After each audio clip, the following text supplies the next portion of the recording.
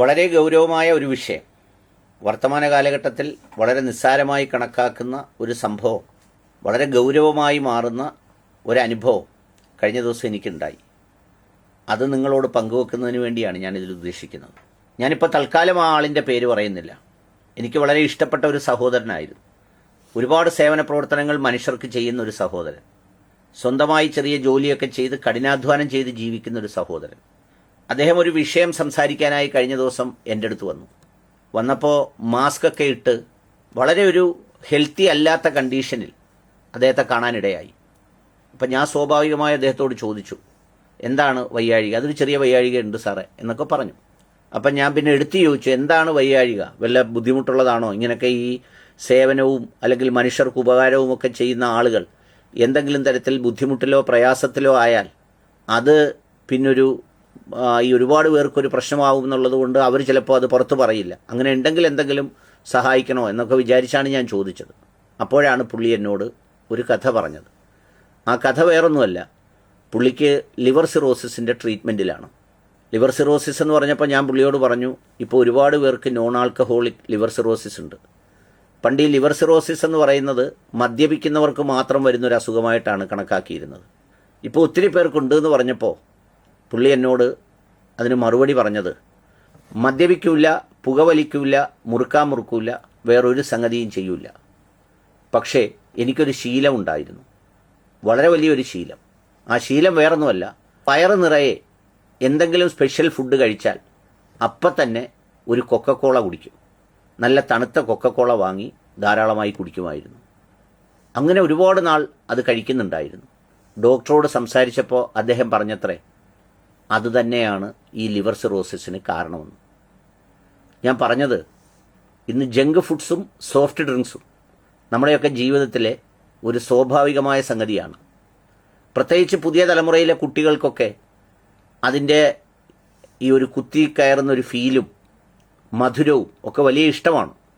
പണ്ടത്തെ പോലെ അല്ല നമ്മൾ. പണ്ട് വയറ് നിറച്ചുണ്ണുന്നത് ഒരുപക്ഷെ ഒരു ഓണത്തിനോ പെരുന്നാളിനോ അല്ലെങ്കിൽ ഒരു കല്യാണത്തിനോ അയൽ വീട്ടിലെ കല്യാണത്തിനോ ഒക്കെ ആയിരുന്നെങ്കിൽ ഇന്ന് എല്ലാ വീടുകളിലും സുഭിക്ഷമായ ഭക്ഷണമാണ്. ആഴ്ചയിൽ ഒരു 2 ദിവസമെങ്കിലും പുറത്തുനിന്നുള്ള ഭക്ഷണം കഴിക്കാത്ത കുടുംബങ്ങൾ ഇന്ന് കേരളത്തിലുണ്ടാവില്ല.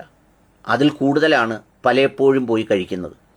ഞാൻ ഈ അടുത്ത സമയത്തൊരു വാർത്ത കണ്ടിരുന്നു. കൊക്കക്കോളയുടെ ഏതോ ഒരു പ്രത്യേക ബാച്ചിൽ എന്തോ കീടനാശിനിയോ എന്തോ സംഗതി അൺഹെൽത്തി ആയിട്ടുള്ളത് അമിതമായി കണ്ടു. അങ്ങനെ ആ ബാച്ച് തിരിച്ചെടുത്തു എന്ന് പറഞ്ഞിട്ട്, അത് തിരിച്ചെടുത്ത വാർത്തയൊക്കെ കണ്ടത് അമേരിക്കയിലും UK ഒക്കെയാണ്.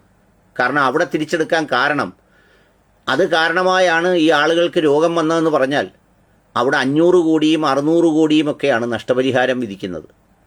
ഇവിടെ എന്ത് നഷ്ടപരിഹാരമാണ്? എന്ത് കേസാണ്? അവനവൻ്റെ ആരോഗ്യം സൂക്ഷിക്കണം, അതിനപ്പുറത്തൊന്നുമില്ല. അൽഫഹം എന്ന് പറയുന്ന ഒരു ഭക്ഷണം കഴിച്ച് ക്യാൻസർ രോഗം വന്നു എന്ന് പറഞ്ഞൊരു സഹോദരി സാമൂഹ്യ മാധ്യമത്തിൽ വന്ന് വളരെ പച്ചയായി പറഞ്ഞതാണ്.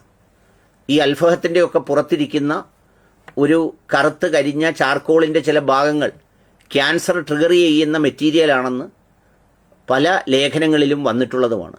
പക്ഷേ ഇത് ആരോട് പറയാനാണ്? ആര് കേൾക്കാനാണ്? ധാരാളമായി ഇത് വാങ്ങിച്ച് കഴിക്കുന്നവരാണ് ഇന്നെല്ലാവരും.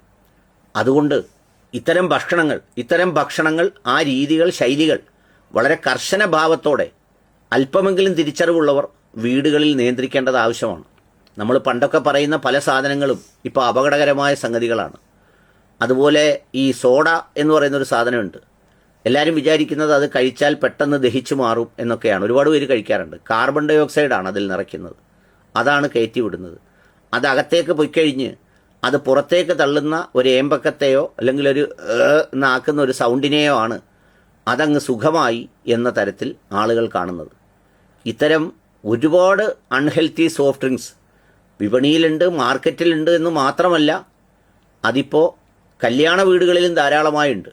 ഈ അടുത്ത സമയത്തായിട്ട് ഞാൻ പ്രവർത്തിക്കുന്ന സ്ഥാപനത്തിൽ ഈ പപ്പടം ഉണ്ടാക്കുന്ന ആളിനോട്, പണ്ടൊക്കെ എൻ്റെ നാട്ടിൽ അതുണ്ടാക്കുന്ന ഈ കൊങ്കിണി വിഭാഗത്തിൽപ്പെടുന്ന ചില കുടുംബങ്ങൾ, അമ്മമാരും സഹോദരിമാരും ഒക്കെ പണ്ടുണ്ടായിരുന്നു. അവരന്നുണ്ടാക്കിയിരുന്നത് ഉഴുന്നിൻ്റെയോ കടലയുടെയോ ഒക്കെ മാവ് കൊണ്ടാണ്. ഇപ്പം ഞാൻ ഇദ്ദേഹത്തോട് ചോദിച്ചത് എന്താണ്, മൈദ ആണോ ചീനിയാണോ എന്ന് ചോദിച്ചപ്പോൾ പുള്ളിക്കും ഇതിനെക്കുറിച്ച് അറിയില്ല. പപ്പടം പൊടി എന്ന് പറഞ്ഞ് ഒരു പ്രത്യേകമായ പൊടി എവിടെ നിന്നോ വരുന്നതാണ്, അതുകൊണ്ടാണ് ഉണ്ടാക്കുന്നത്. എറണാകുളത്ത് ഞാനൊരു കല്യാണത്തിന് പോയപ്പോൾ കാറിൽ കൊണ്ടുവന്ന് നമ്മൾ സാധാരണ പണ്ട് പുളിയരിപ്പൊടിയും പിണ്ണാക്കും ഒക്കെ പശുക്കൾക്ക് കൊണ്ടുവന്ന് ഇറക്കുന്നത് പോലെ ചാക്ക് കണക്കിനൊരു പൗഡർ പുറത്തിറക്കുന്നു. അതെന്താണ് എന്ന് ഞാൻ അവിടെ നിന്ന് ആ കൊണ്ടുവന്ന ആളിനോട് ചോദിച്ചപ്പോഴാണ് പറഞ്ഞത്, വെള്ളം കലക്കാനുള്ള പാൽപ്പൊടിയാണ്. നമ്മൾ സാധാരണ പാൽപ്പൊടി എന്നൊക്കെ പറയുമ്പോൾ നമ്മൾ വിചാരിക്കുന്ന ടിന്നിനകത്ത് അമുല് പോലെയൊക്കെ കൊണ്ടുവരികയാണെന്ന്. അങ്ങനെയല്ല, ഇത് സവിശേഷമായ എന്തോ സംഗതിയാണ്. എങ്കിലേ അതിനൊരു മിതമായ വിലയ്ക്ക് കിട്ടുള്ളൂ. അത് കൈകാര്യം ചെയ്യുന്ന രീതിയും അതിട്ടിരിക്കുന്ന രീതിയും ഒക്കെ കണ്ടാൽ നമ്മൾ രാവിലെ കുടിക്കൂല. അതിനകത്തേക്ക് തുളസിയുടെ എസൻസ് ചേർക്കുമ്പോൾ തുളസി വെള്ളമാവും, അതിനകത്തേക്ക് മാങ്ങയുടെ എസൻസ് ചേർക്കുമ്പോൾ മാങ്ങാ വെള്ളമാവും. ഇതാണ് തോരെ തോരെ തോരെ തോരെ പോയി നിന്ന് ആളുകൾ വാങ്ങിച്ച് മൂക്കറ്റം കുടിക്കുന്നത്. ഇതിൻ്റെ ഒരു പ്രധാനപ്പെട്ട കേന്ദ്രമാണ് മുസ്ലിം കല്യാണങ്ങൾ. അതുകൊണ്ട് അതൊക്കെ ആഡംബര ചിഹ്നങ്ങളായി കണ്ടും കിട്ടിയ അവസരമാണെന്ന് മനസ്സിലാക്കിയും വാരി വലിച്ചടിക്കുന്നവർക്ക് മുന്നിൽ ഈ പ്രയാസവുമായി കഴിയുന്ന ആ സഹോദരൻ എൻ്റെ അടുത്തുണ്ട്. അത് വേറെങ്ങും പോയി പറയുന്ന ഉദാഹരണമല്ല, അറിയാവുന്ന ആളിൻ്റെ അനുഭവം തന്നെയാണ്. അതുകൊണ്ട് അതൊരു ഗുണപാഠമായിരിക്കട്ടെ. ഇത് ആവശ്യമുള്ളവർക്ക് ഈ വീഡിയോ പങ്കുവെക്കുകയും ചെയ്യും.